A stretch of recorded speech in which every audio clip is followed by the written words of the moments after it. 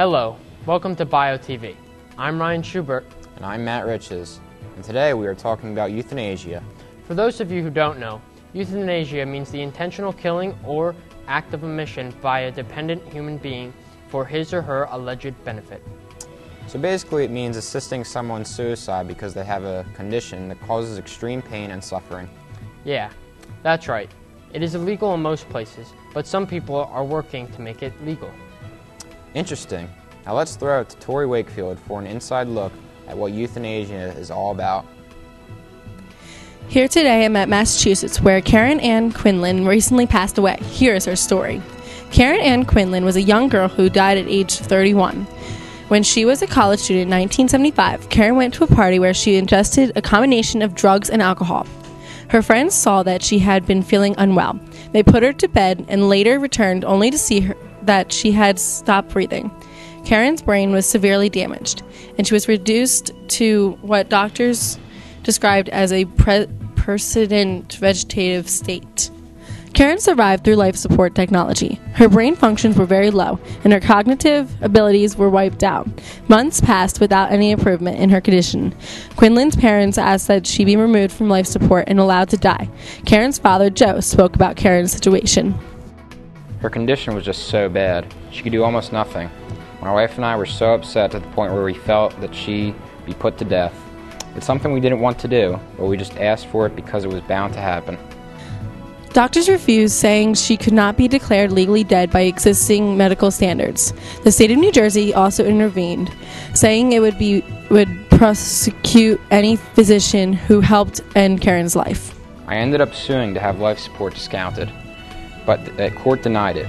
I appealed to the New Jersey Supreme Court and based my case on the amendments within the U.S. Constitution that give us the right to freedom of religion and cruel and unusual punishment. Although the court rejected both arguments, it ultimately ruled in Joseph Quinlan's favor on the basis of U.S. Supreme Court authority affirming an individual's right to privacy. Following the court's ruling, Karen Quinlan was removed from the respirator but did not die.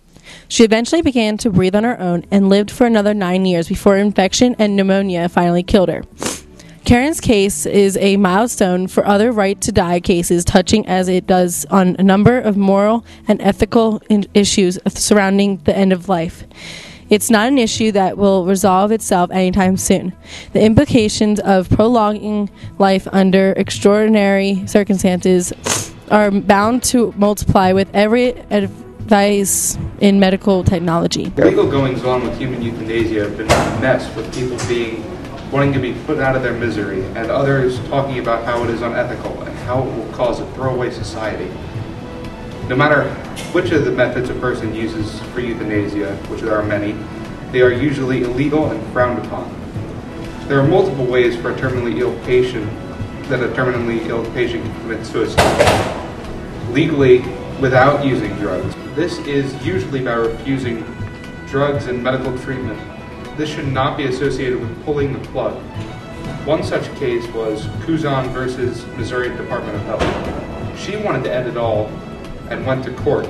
The judge allowed her to refuse a feeding tube, saying the decision was protected by the Constitution. There is also physician-assisted suicide. This is usually the legal form of euthanasia in countries that allow it. Physician-assisted suicide is when a doctor prescribes a lethal drug but the patient administers the drug. There is also the matter of the theory of the slippery slope theory. This theory states that if it is legalized, euthanasia will continue to escalate to worse and worse levels and eventually be applied to other situations. The people who are against euthanasia claim that it would become a cultural norm where mentally incompetent, depressed, handicapped, or simply uninsured would be euthanized regularly. Others think it might play a role in different economic classes. They think that the poor would be pressured into dying if they were sick and can't afford medicine. On the other hand, the rich might be pressured into it by family members that want their inheritance and don't want to spend it on medical treatment, expensive medical treatment to keep them alive. Opponents feel that this throwaway society has already happened in Holland, where euthanasia is legal. However, the small group of defendants that battle for the right to die cause believe it should be legalized so terminally ill patients can control the circumstances of their own death. Also, the numbers of deaths in states like Oregon from euthanasia are not high and don't have any effect on the death rate. In Oregon, in the first year of legalization, 23 patients received the drugs to kill themselves. Only 15 used them. Oregon was the first state of two, the other being Washington, to legalize physician-assisted suicide. The legalization in Oregon started in 1994 when both the Second and the Ninth Circuit Appeals Courts agreed that doctors should be allowed to prescribe drugs for suicide to be used by the patient whenever they would like. After that, it went to the Supreme Court, who disagreed and turned down the law. They also represent the vulnerable as an advocate before the courts on issues of euthanasia and related subjects. A group that is for euthanasia is the Euthanasia Research and Guidance Organization. They support choices and help in dying for those who desire it. They advise terminally ill people and their families about euthanasia through literature and internet sources. One of the organizations is the Euthanasia Prevention Coalition. They oppose euthanasia or assisted suicide.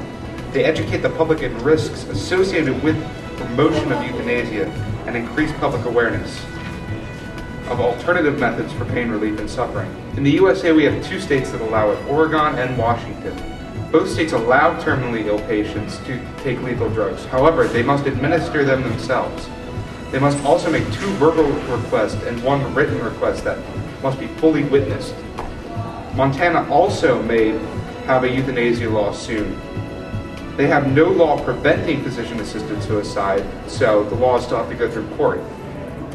There are also certain groups that are for or against human euthanasia. A couple examples are Euthanasia Prevention Coalition. They oppose euthanasia or assisted suicide. They'd like to educate the public on risks associated with promotion of euthanasia. We in the USA have 2 states that allow it, Oregon and Washington. Both states allow terminally ill patients to take lethal drugs. However, they must administer them themselves. They also must make 2 verbal requests. Another operation that is being associated with euthanasia is abortion. Many feel that both are just throwing away unwanted human life. People also connect it with the slippery slope effect, and that it will, or already has gotten out of hand and become a cultural norm.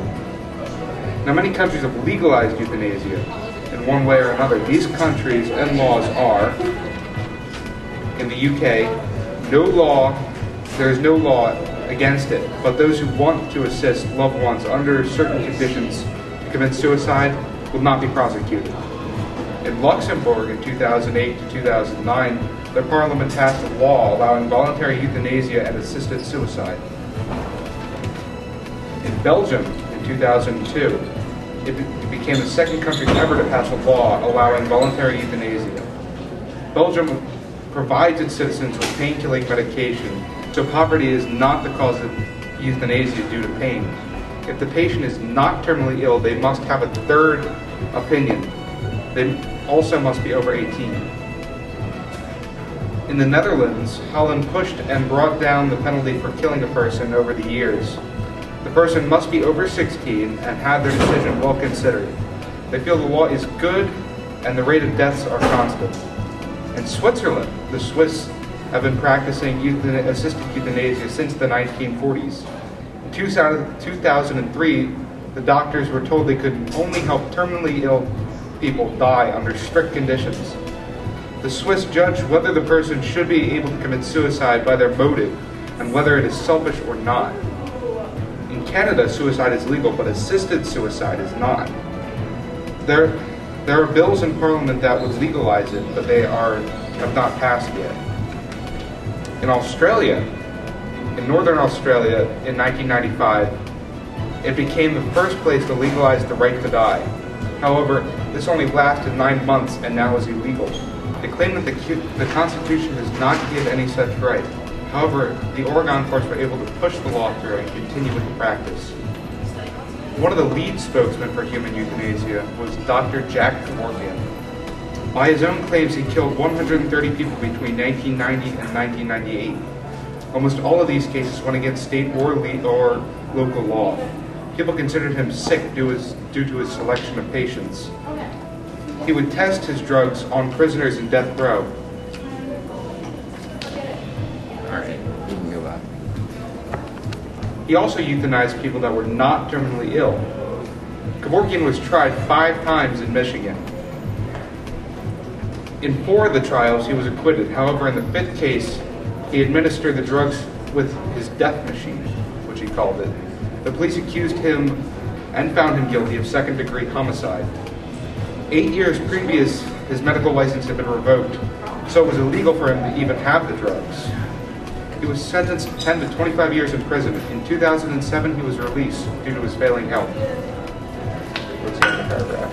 Alright. Now, I think we're going to trade half this. For you to understand what has happened, euthanasia is intentional killing by act or omission of a dependent human being for his or her alleged benefit. Active commission of euthanasia is a direct or positive way, such as lethal injection, shooting, or smothering someone. The omission version of euthanasia is an indirect practice such as intentionally causing death by withholding or withdrawing from giving a person necessary needs such as water, food, and care. Go? Go for it. There are pros and cons that have been discussed lately about if people should allow euthanasia.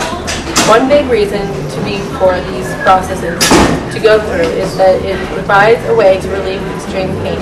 A reason to be against this is that when euthanasia was first legalized, it was for terminally ill, and later laws were changed to allow it for other people to be done non-voluntarily. As a doctor, I have no side in these arguments. Thanks, Tori. Well, guys, that looks like all we have for you today. I'm Ryan Schubert. And I'm Matt Riches. Have a great day.